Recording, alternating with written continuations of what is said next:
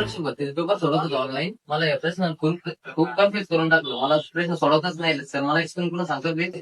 बघा, अशा प्रकारचा जर प्रश्न तुम्हाला जर आला तर मग आता हा नेमका हा प्रयोग आहे कोणता ते ओळखण्यासाठी एकदम सोपी आणि सरळ ट्रिक आहे. बघा, वाक्य तुमच्या समोर आहे, तू झाडाला तोडलेस. तर मग बघा, तोडलेस सोडून काय आलं, सुरुवात तोडणे झाली, क्रियापदाला स किंवा त प्रत्यय लागलेला आहे. आणि इथे महत्वाचा रूल काय आहे, इथं कर्म आहे आणि कर्माला प्रत्यय लागलेला आहे. म्हणजे थोडक्यात कर्तभाव संकल्प प्रयोगामध्ये कर्माला प्रत्यय लागलेला असतो. आणि दुसरी गोष्ट जर सांगायचं म्हटलं तर कर्त कर्म भाव संकल्प प्रयोगामध्ये कर्माला प्रत्यय नसतो. फॉर एक्झाम्पल, कर्त कर्म भाव संकल्प कर्माला प्रत्यय नाही आणि इथे काय आहे, कर्माला प्रत्यय आहे.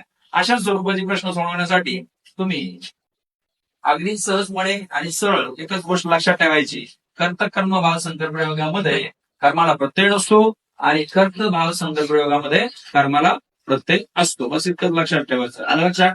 येस सर, समजलं. एक नंबर.